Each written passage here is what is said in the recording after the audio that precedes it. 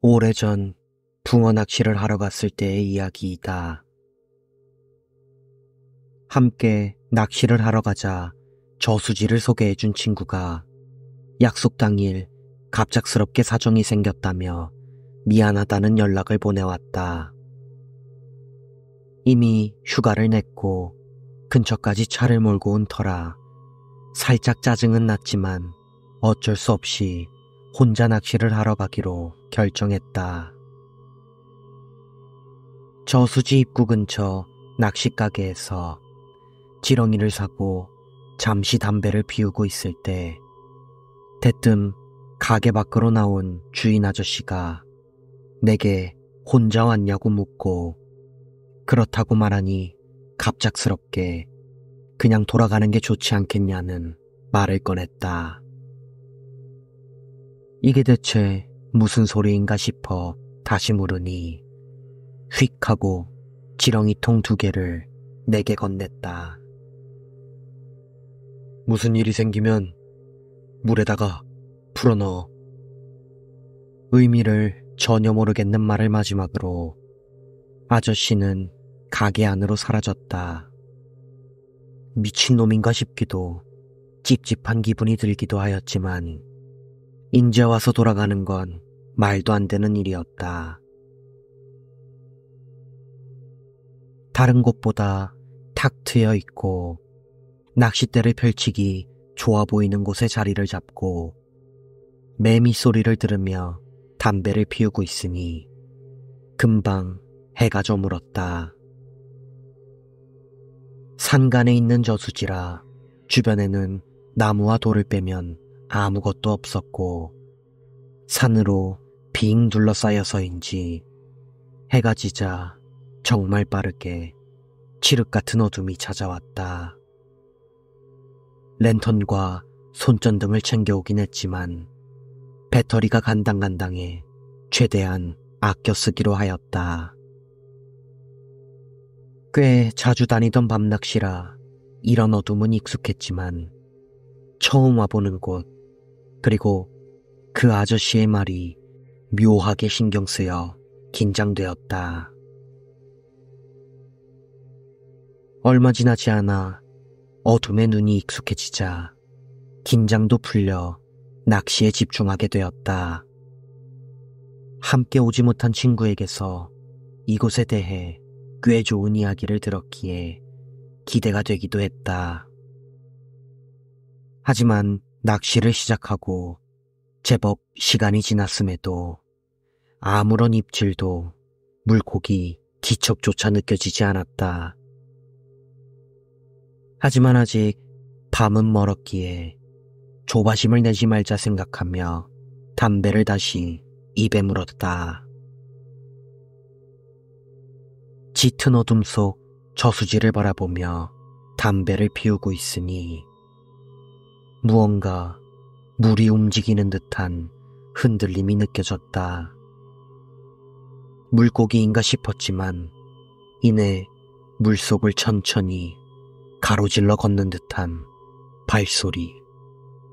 바로 이어서 첨벙첨벙 물에서 나오는 소리와 자박거리는 자갈 소리가 들려왔다. 소리는 내가 있는 반대쪽 산 아래에 있는 저수지 깊은 곳에서 들리고 있었다. 나 말고 다른 낚시꾼이 있다고 생각했다. 저수지는 넓었고 지역에서는 꽤 유명한 낚시 포인트였으니까. 한편으로는 이 어둠 속에서 누군가와 함께 있다는 것이 안심되었고 저분은 낚았을까 하는 흥미가 생기기도 하였다. 내일 해가 밝으면 확인해봐야겠다 싶은 마음과 묘한 경쟁심이 생겨 담배를 던져버리고 다시 낚시에 집중하기 시작했다. 하지만 그 후에도 아까와 변함없이 전혀 입질이 없었다. 건너편에 있는 다른 낚시꾼은 여전히 물속과 밖을 계속해서 걸어다니고 있었다.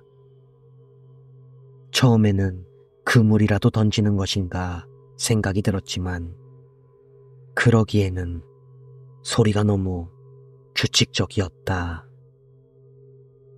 이상하다는 생각이 들어 자세히 귀를 기울여 보니 뭔가 딱딱거리는 소리가 함께 들렸다.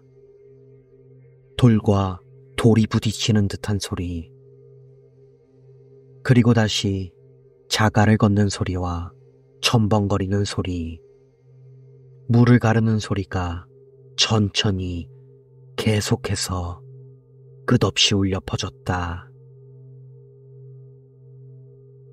한 번 신경이 쓰이니 점점 더 그 소리가 크게 들리는 것 같았다. 낚시는커녕 온 신경이 그 소리에만 곤두서 아무 생각도 할 수 없는 지경이었다. 규칙적으로 끊임없이 물속에서 바깥으로 반복되는 저 소리. 대체 저 건너편에서 뭘 하고 있는지 알아야만 이 상황을 벗어날 수 있을 것 같았다. 아니, 솔직히 건너편에 있는 게 무엇인지, 과연 사람은 맞는지 확인하고 싶었다. 나는 용기를 내어 건너편으로 말을 걸었다. 뭐 좀 잡으셨나요? 순간 소리가 멈췄다. 대답은 없었다. 한참 동안 침묵이 이어지고 다시 첨벙거리는 물소리가 들려오기 시작했다. 이런 상황에서도 무서움보단 호기심이 더 견딜 수가 없었다. 왜 그랬을까? 그땐 알고 싶었다. 난 낚싯대 옆에 있던 손전등을 집어들었다. 달빛은 구름에 가렸고 주변은 칠흑같이 어두웠다. 딸깍 손전등을 켰다. 그것은 분명 사람의 형태를 하고 있었다. 그림자 속에 숨어 짙은 실루엣으로밖에 느껴지지 않았지만 그것은 분명 남자의 모습이었다. 그것은 물속으로 들어가 자신의 머리통만한 돌을 하나하나 건져내 자갈밭 위에다가 차곡차곡 쌓아 올리고 있었다. 돌은 이미 내 키만큼 쌓여 있었다. 그것이 내 쪽으로 돌아서기 전에 다급히 손전등을 껐다. 비명은 지르지 않았다. 아니, 지르지 못했다. 그것을 본 순간부터 알 수 없는 그 공포, 죽음에 대한 지독한 두려움이 본능적으로 느껴졌다. 그것이 나의 존재를 알아차렸는지는 알 수 없었다. 그리고 다시 물소리, 오직 물소리. 내게 다가오는 물소리. 저것이 나를 향해 다가오고 있는 물소리가 울려 퍼졌다. 그 긴장과 공포 속에서 아까 전 가게 주인이 내게 건넸던 지렁이 통이 떠올랐다. 분명 그 아저씨는 저것이 무엇인지 알고 있었을 것이다.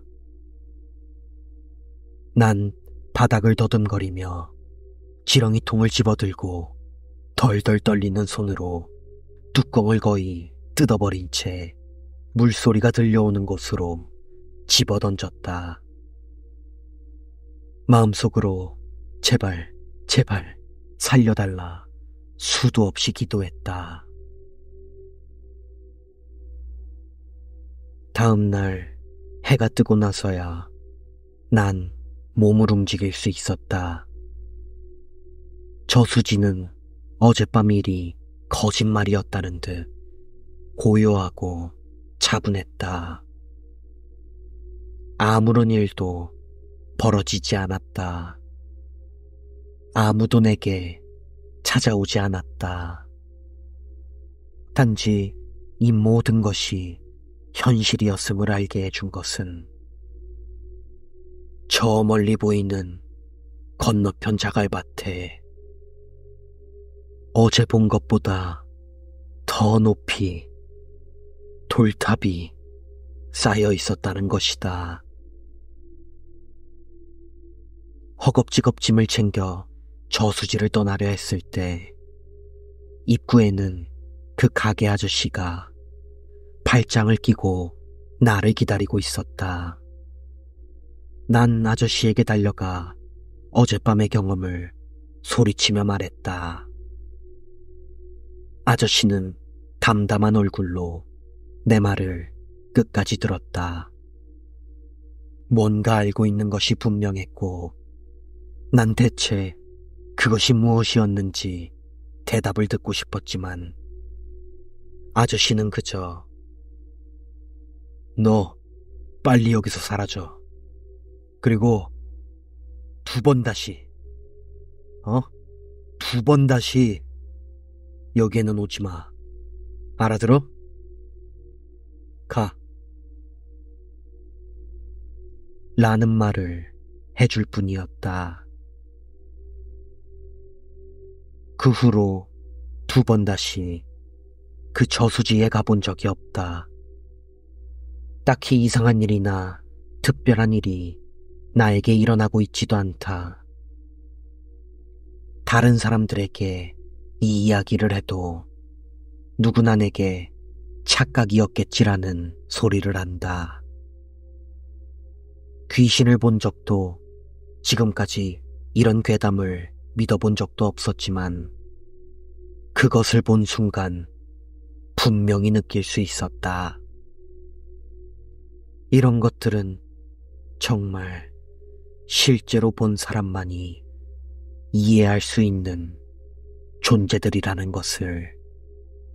그리고 분명 내가 보았던 게 맞다면 그때 내가 저수지로 집어던졌던 그 차갑고도 섬뜩한 손가락의 정체는 과연 무엇이었는지,